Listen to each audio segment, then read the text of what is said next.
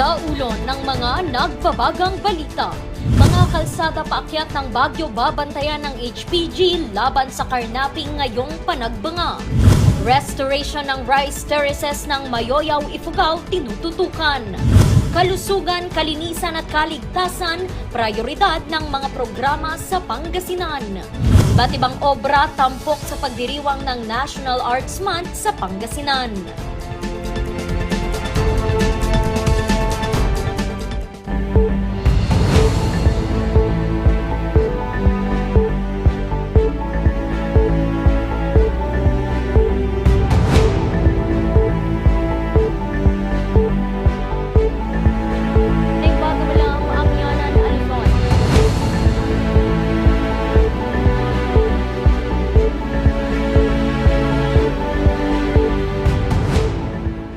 Bagamalam, Amyanan, Luzon. Narito na ang mga bago at may init na mga balita. Bukas na ang pinakahihintay na Panagbanga Flower Festival 2023. Kaya naman, siguradong marami na naman ang paakyat ng Baguio. Ito ang dahilan kung bakit nakabantay na ang HPG car sa lahat ng main roads paakyat ng lungsod para sa kanilang laban kontra sa karnaping. Narito ang balita. Kung dati puro sasakyang ibinebenta ang laman ng mga car Facebook groups, ngayon, madalas mga sasakyang hinahanap ng nagmamay-ari. Nakarnap kasi ang mga ito dahil sa iba't ibang mga modus gaya ng rent tangay. Ito ang pagrerenta ng isang sasakyan na tuluyan ng mauuwi sa hindi pagbabalik nito. Actually, pag pinarent kasi yung sasakyan, so there's a consent from the owner. Ngayon, kapag sinabihan na ng owner na ibalik yung sasakyan doon siya nag-rent, ayaw ibalik o kaya hindi nagre-reply yung renter, pwede na pong mag-report sa nearest police station kung saan sila nagkaroon ng transaction and kumuha doon ng humingi ng police report dahil hindi dito sa HPG, so we could place yung vehicle sa local alarm. Mga posibleng karnap na sasakyan din ang babantayan ngayon ng HPG car sa mga main roads paakyat ng Baguio, lalo na't ngayong weekend na ang pinakaaabangang dalawang engrandeng parada para sa Panagbanga 2023. We will be focusing on Marcos Highway, Canyon Road, itong Halsima Highway, and Nagilian Road. So, bali ang gagawin natin is aside from giving assistance sa BCPO and other task units, magkakandak pa rin tayo ng anti-carnapping operations. So, titignan pa rin natin yung plaka ng mga sasakyan kung nagmamatch ba yung naka-attach na plaka doon sa model ng mga sasakyan. Ngayon lamang taon, 6 na insidente na ng carnapping ang naitala sa Cordillera. 5 dito'y na-recover. Dagdag pa rito ang 4 na mga sasakyang na-impound dahil sa hindi pagmamatch ng mga papeles na hawak ng driver sa mga parte ng sasakyan. Halos lahat, mga bago at mamahaling modelo. Nakaka-recover tayo ng mga high-end. Kasi yun yung kumbaga yun yung focus ng mga sindikato ng carnapping. Tapos yun yung sinasabi nila na yun lang ba ang kaya ng kapulisan. So, data will tell us na mas maraming na-impound ang HPG na high-end vehicles. Babantayan pa rin naman nila ang mga lalabag sa iba pang road violations gaya ng hindi pagsusuot ng seatbelt, walang maipakitang lisensya, paglalagay ng sobrang mga ilaw at iba pa. Bukas naman daw ang HPG car sa lahat ng nangangailangan ng kanilang mga tulong. Randy Guzman para sa Luzon Headlines.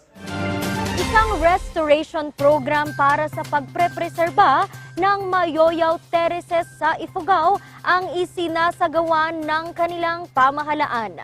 Magbabalita Charles Limon. Isa ang Mayoyaw Rice Terraces ng Mayoyaw, Ifugao sa mga UNESCO World Heritage Sites sa bansa. Upang mapreserba ang kahalagahan at ganda nito, tuloy-tuloy ang ginagawang restoration dito ng pamahalang bayan ng Mayoyaw. Sinimulan ang restoration noong 2019 sa 161.64 na hektarya ng rice terraces. Mula dito, aabot sa 5.26 na hektarya ng rice terraces ang kanilang naayos. Ito'y sa pagtutulungan ng mga residente at iba't ibang kawani ng pamahalaan. Ang restoration ay pinagtitibay lalo ng Ordinance No. 9 ng Bayan para sa restoration at maintenance ng World Heritage Sites at Rice Culture Program ng Bayan. Mga makinarya naman para sa pagsasaka ang inihatid ng Department of Agrarian Reform sa bayan ng Alfonso Lista. 4 na Agrarian Reform Beneficiary Organizations ang nakatanggap ng mga ito na nagkakalaga ng 8.4 million pesos. Ang ipinamigay ng mga makinarya ay nakapaloob sa Sustainable and Resilient Agrarian Reform Communities Program ng DAR. Layon ng programa na masuportahan palalo ang industriya ng mais at palay na pangunahing produkto ng bayan. Sa Buzao Mountain Province naman, pinasinayaan mismo ni Governor Bonifacio Lacuason Jr. at ni Vice Governor Francis Tauli ang bagong tayong layugan bridge sa bayan. Ang tulay ay pinondohan sa ilalim ng 607 million pesos na loan ng pamalang panlalawigan sa Land Bank of the Philippines na nagkokonekta sa ilang barangay sa bayan. Ang nasabing proyekto ay makakatulong sa pagbiyahe ng mga produkto ng bayan sa merkado at malaking tulong sa pag-abot sa mga liblib na lugar ng bayan. Maliban dito, pinasinayaan din ang Tubo-Aber Road sa bayan na nagkakalaga ng 400 million pesos. Dahil pa rin sa mahal na presyo ng pataba, ang Department of Agriculture na mahagi ng fertilizer discounts sa mga magsasaka sa Tabuk City, Kalinga. Ayon sa City Agriculture Services Office, aabot sa 4,000 magsasaka ng palay sa lungsod ang nabigyan ng discount. Nabigyan ang mga magsasaka ng 6,000 pesos na discount sa kada ektaryang sinasaka nila. Charles Nicolimon para sa Luzon Headlines. Isinusulong naman sa isang farm sa La Trindad, Benguet ang organikong pag-aalaga ng mga tupa. Silipin yan sa kwento ni Jose Robert Inventor. Dekada 80 na magsimulang pasukin ni Ruhel ang industriya ng agrikultura. Aniya, malayo raw ito sa kanyang napiling propesyon nung kabataan. Hindi naman ako agriculturist. Ay, dati naman ako auto diesel mechanic, pagkatapos driver. Nung nagganito ako, at least wala na akong boss, mapitik-pitik na lang. Kaya noong magpandemya, umasa sila sa mga ani nila mula sa kanilang farm. Dito lang makikita mo, dito sa Cosmic Farm, di ba lahat ito tinatawag na permanent raised bed. Di ba, bakit dito, ilalagay mo lang ng compost. Compost ka ng buo, tapos hindi ka na nagbubungkal-bungkal. Pero dagdag sa kanyang koleksyon, ang mga tupa.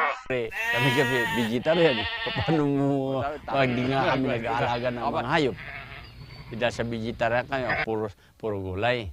Pero nung may test na kami, na-credit kami ng test na magtuturo, kasama kasi yung sa pagtuturo. Ito kasi nilalagay luluhod yan, lalo pag malaki na. Kaya tama-tama lang sa kanila dito para hindi mahirapan. Mainam raw kasi ang klima ng Cordillera para sa mga ito. Dito talaga ang kagandahan nito sa malamig. Yung malamig, kaya dito, daming humingi nga yung mga kawan namin. Kaya lang, nasa mainit naman sila, kaya hindi namin binigyan. Kaya dito lang talaga sa mga cold climate. Sa organikong paraan niya, pinapalaki at inaalagaan ang mga ito. Mga pinapakain niya kasi, galing din sa kanyang farm. Para mahasan sila, ito yun. Yung cornmeal. Ihalo mo lang. Tapos konti lang. Tapos, ihalo mo ganyan. Yan ang last nito. Ito raw ang sikreto niya kaya mabilis na naparami ang mga alagang tupa. Sa ngayon, ipinamamahagi niya ang ilan sa mga ito sa mga miyembro ng kanilang asosasyon. Bukas naman ang kanilang farm sa Barangay Bakal, La Trinidad sa mga nais pang matuto ng organic farming. Yan pa sa akin yan ang bread and butter ko kasi. Yan na kami yan ako kumita Jose Robert Inventor para sa Luzon Headlines. Ang bahaging ito ay hatid sa inyo ng King's Vita Plus Animal Feed Supplement. Alagang King's Vita Plus, kikita ka na, aasenso ka pa. Susunod, kalusugan, kalinisan at kaligtasan, prioridad ng ilang programa ng Pangasinan. Yan at iba pang mga balita. Abangan!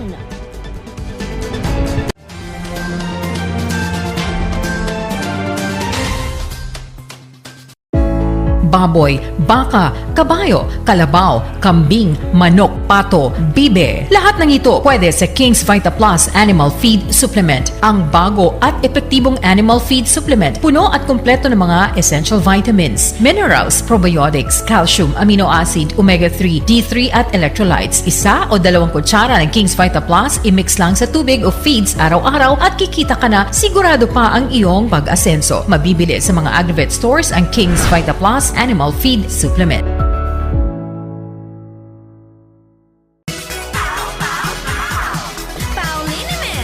Masakit ba ang likod, ang kasu-kasuan? Namimitik o masakit ang iyong kalamnan? May rayuma, arthritis o nahihilo? May stiff neck, flatulence o masakit ang ulo? Sa Pauliniment, ginhaway, garantisado. Pauliniment, isang pahid ka lang. Bulok, maliliit at hindi ba malusog ang inyong mga halaman? Omega Green ang kasagutan.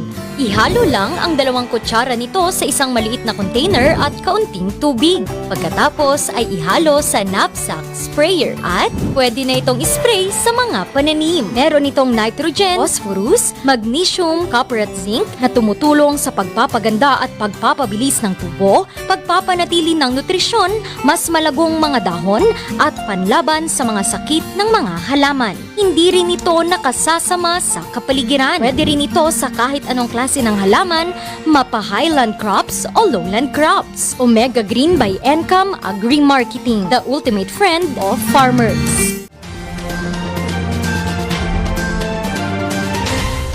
Tuloy-tuloy naman ang mga programa sa Pangasinan na ang prioridad ay kaligtasan, kalusugan at kalinisan. Atin yang tutukan sa kwentong ito. Pinangunahan ni Dagupan City, Pangasinan Mayor Belen T. Fernandez ang groundbreaking ceremony kahapon ng itatayong Super Family Health Center. Ang proyekto ay nagkakahalaga ng 15 milyong piso. Layon nitong maghatid ng libreng serbisyo medikal sa mga Dagupenyo. To sustain the assistance we extend to the community and most especially to the underprivileged sector, which have limited to no means of providing for their medical necessities and emergencies. Makakakuha rin ng libreng gamot na kinakailangan ang mga residente. Mas mabilis at ligtas na responde sa sunog naman ang pangako ng DILG at BFP sa mga residente ng Asinggan, Pangasinan. Isa kasi ang bayan sa mga nabigyan ng bagong fire truck. Disiplina para mapanatili ang kalinisan at kaligtasan naman ang hatid ng bagong discipline zone ng Alaminos, Pangasinan. Sa loob nito'y may ilang patakaran na mahigpit na ipinatutupad. Yung discipline natin ay in-start pa lang namin sa within po natin from Bericiano Street namin, kung alam niyo po yung sa side po ng Nepomart, hanggang sa dito po sa San Jose Drive, which is harap mismo po ng simbahan. Hanggang sa maging unti-unti, papaluwagin po natin hanggang sa mapalawak na po natin ang ating discipline zone sa buong Central District. Ang mga lalabag sa unang pagkakataon ay bibigyan muna ng warning habang pinag-aaralan pa ang ipapataw na multa sa mga susunod na lalabag. Malaking tulong daw ang discipline zone sa pag-usbong pa ng lungsod ng Alaminos, lalo na't isa ito sa mga pinakakilalang tourist destinations sa norte. Randy Guzman para sa Luzon Headlines.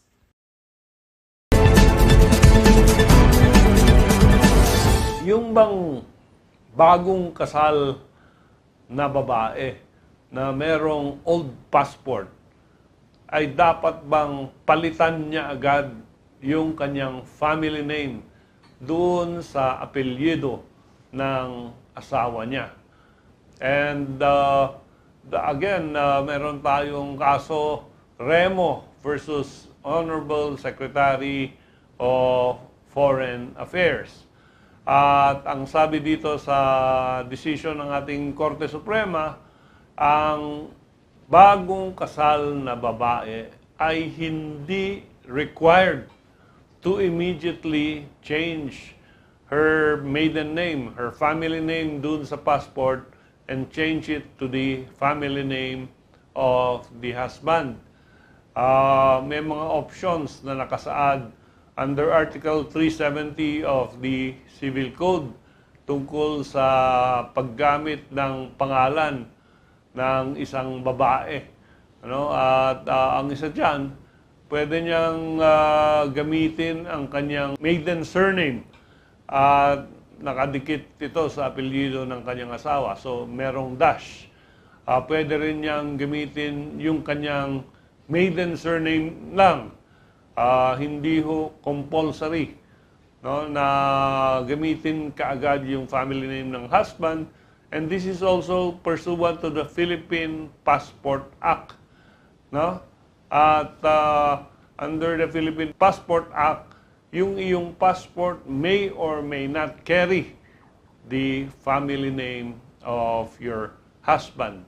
So, there is no rush kung kayo'y bagong kasal, there is no rush to renew or to change your passport doon sa apelyido ng iyong asawa because you can do that pag ikaw ay nag-renew ng inyong passport. Susunod, iba't ibang obra tampok sa pagdiriwang ng National Arts Month sa Pangasinan. Ang detalye abangan sa pagbabalik ng Luzon Headlines.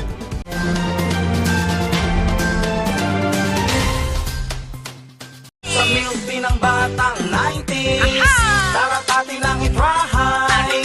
Ang batang 90s milk tea, di ka magsisisi, promise. Sa milk ng batang 90s. Bizarre Music offers a complete line of musical instruments.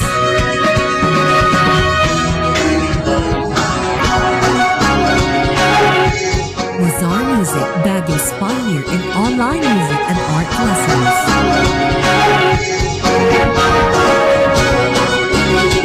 Bizarre Music, bringing music closer to your hearts.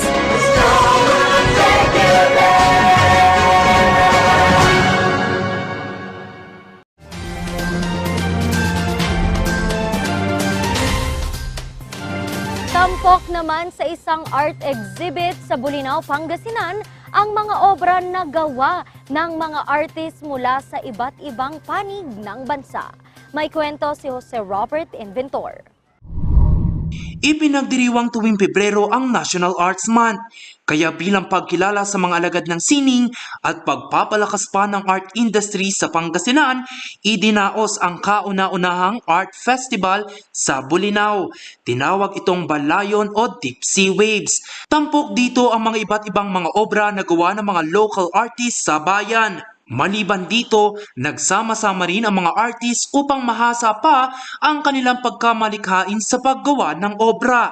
Ilan sa mga ito ay art talks na hatid ng mga artist mula Cordillera.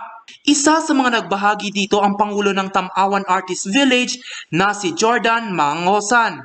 Kanyang itinuro ang solar pyrography. Ito ay ang paggawa ng obra gamit ang init na likha ng magnifying glass at sinag ng araw. Ipinakilala naman ni Amin Atchaur ang tradisyonal na pagtatato ng kalinga o ang batok.